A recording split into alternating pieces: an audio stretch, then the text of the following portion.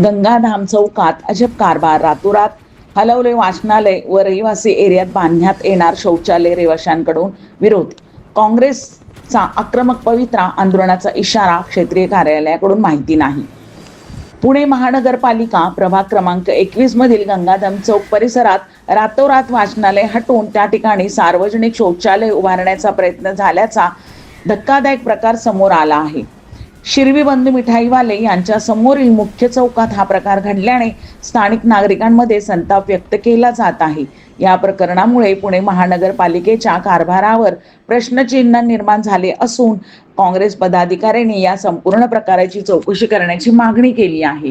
काँग्रेसचे पदाधिकारी भरत सुराणा आणि त्यांच्या कार्यकर्त्यांनी हा प्रकार उघडकीस आणला.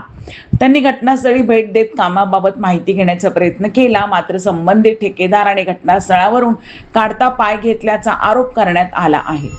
भरत सुराणा म्हणाले की या ठिकाणी नागरिकांच्या सोयीसाठी बस स्टॉप, वाचनालय तसेच हातावर पोट भरणाऱ्या छोट्या व्यावसायिकांची दुकाने आहेत. विशेष म्हणजे याच परिसरातून गॅसची पाईपलाईनही जाते. अशा संवेदनशील ठिकाणी कोणतीही पूर्वकल्पना किंवा माहिती न देता काम सुरू करण्यात आले. स्थानिक पदाधिकाऱ्यांनी याची माहिती मिळताच आम्ही तातडीने घटनास्थळी धाव घेतली. यावेळी पालिका अधिकाऱ्यांकडे कामाबाबत विचारणा करण्यात आली असता त्यांनी कोणतीही स्पष्ट माहिती दिली नसल्याचा आरोप सुराणा यांनी केला. वाचनालय हटवण्यात आले असेल तर त्यातील साहित्य कुठे हलवण्यात आले याची माहिती प्रशासनाने द्यावी. तसेच संबंधित ठेकेदाराकडे कामाचा वर्क ऑर्डर असल्याचे कोणतेही दस्तावेज आढळले नाहीत.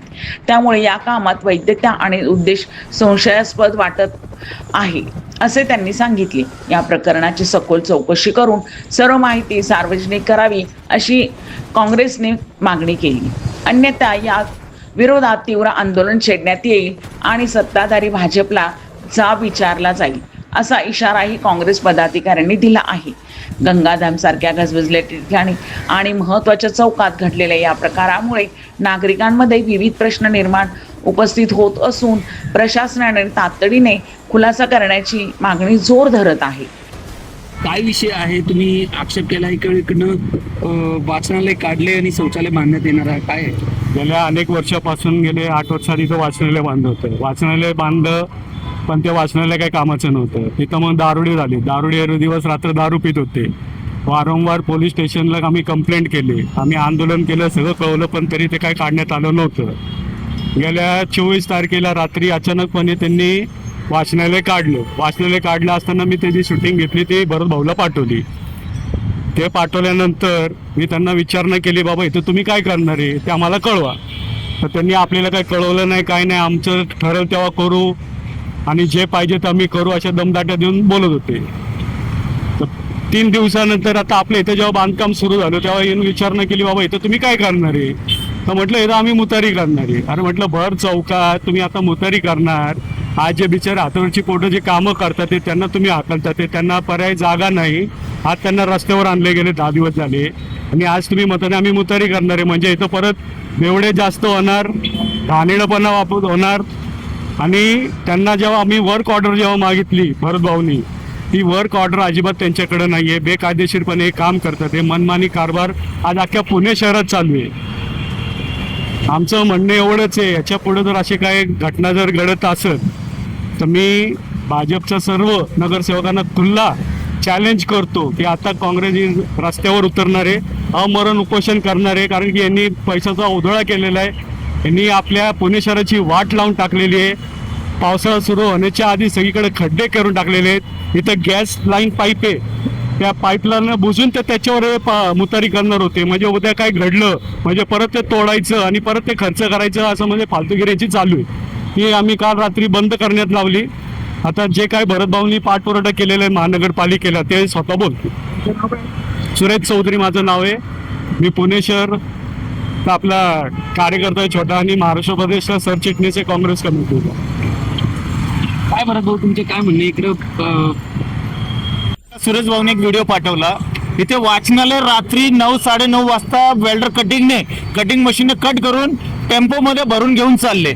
संबंधित क्षेत्रीय अधिकारी शीतल वाकडे मॅडमना मी तो व्हिडिओ पाठवला. मॅडम म्हणले याची मी माहिती घेते काय नाही. 25 तारीखपासून काल 2 तारीखपर्यंत कुठलीही माहिती उपलब्ध झाली नाही. काल परत मॅडमना फोन केलं, मॅडम या जागी बांधकाम चालू आहे, याची काय माहिती, तर तरी मॅडम सांगितलं मला काहीच माहित नाहीये. वेल्डिंग ते कटर मशीन कट करून ते जे बस वाचनालय घेऊन गेलेत, ते कुठे घेऊन गेलेत, कुठे ठेवलेत, कोणाची आज्ञा नाही, कोणाची परमिशन होती, काही माहिती देत नाही. जेव्हा इथे कामं चालू असताना आम्ही वर्क ऑर्डर विचारली तर अक्षरशः ठेकेदार पळून गेले, काही उत्तर न देता. वर्क ऑर्डर नाही, काही नाही, काय नाही. आणि महत्वाचं, ज्या ठिकाणी हे बांधकाम चालू आहे, आज गंगाधाम चौकातला सिग्नल आहे मोठा, आणि येथे ट्रॅफिक जाम असतो. ट्रॅफिक जाम मध्ये लोकांनी फुटपाथच्या खालनं चालायचं का?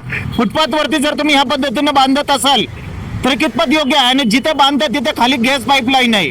तर असे भ्रष्ट काम हे बीजेपीच्या काळात, आणि त्यामध्येही प्रभाग क्रमांक 21 चेअरमॅनचा प्रभाग आहे, त्या चेअरमॅनच्या प्रभागात या अशा पद्धतीने भ्रष्ट काम चालू आहे.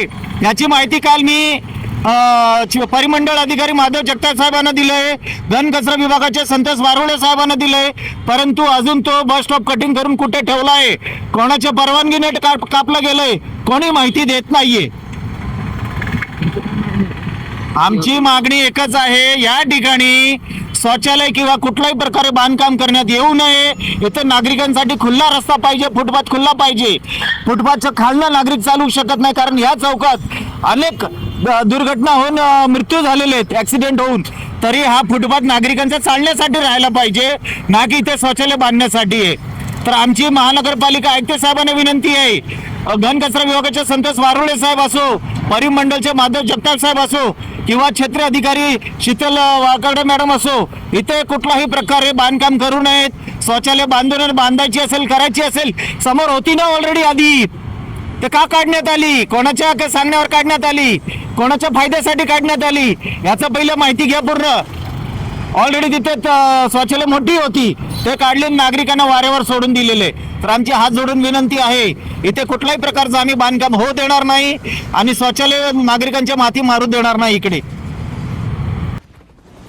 पारस मुथा यांचा रिपोर्ट.